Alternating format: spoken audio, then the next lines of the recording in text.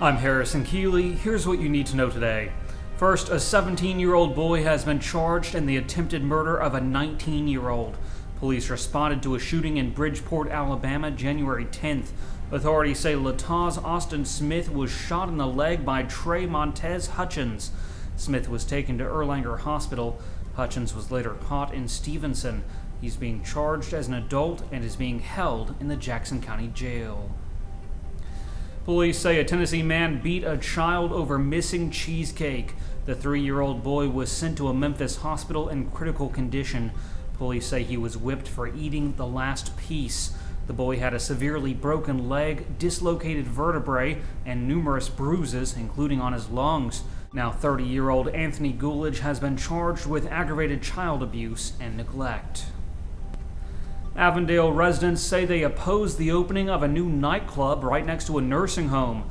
Local businessman J.T. McDaniel wants to open the club and operate it until 3 a.m. Members of the neighborhood association sent Councilman Moses Freeman a letter urging him to oppose the club, but Freeman supported it anyway and told residents, quote, "You can't tell me what to do with my vote." An 89-year-old woman has died after being locked out of her own home in Knoxville. Edith Swan Justice had lived in the house for 69 years. Police say she walked outside after a phone call around 7 o'clock Sunday night. That's when a security door closed behind her, locking her out. More than 12 hours later, she was found lying in the front yard near the porch. It got down to 28 degrees overnight. Authorities say she apparently suffered from hypothermia. A CSX railroad worker has been seriously injured in an accident in McMinn County. It happened near Church Street in Calhoun. The man was flown to Erlanger Hospital where he's recovering from his injuries. The incident remains under investigation.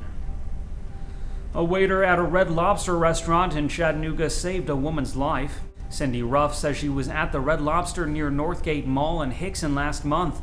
She was taking a vitamin when it became lodged in her throat and she couldn't breathe.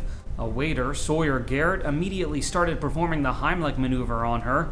Her doctor says she could have died if it wasn't for Garrett's help. The director of the Hunter Museum of American Art has resigned. Daniel Stetson took the job 4 years ago. Now he says the change isn't about performance, but instead the right fit. Local attorney Virginia Ann Sharber has been named interim executive director. She'll begin at the end of the month. Finally, a Georgia lawmaker wants to lower the minimum age to run for office. State Senator Josh McCoon says he plans to introduce legislation that will lower the age from 25 to 21. If people can legally drink, vote, and serve in the military, he thinks they should be allowed to run for the state Senate. The change would require a constitutional amendment. Turning to weather, today will be cloudy with a high near 42 degrees. The low tonight will be around 34. That's it for today's news. Thanks for being with us. You can find more on these stories and breaking news all day long at timesfreepress.com.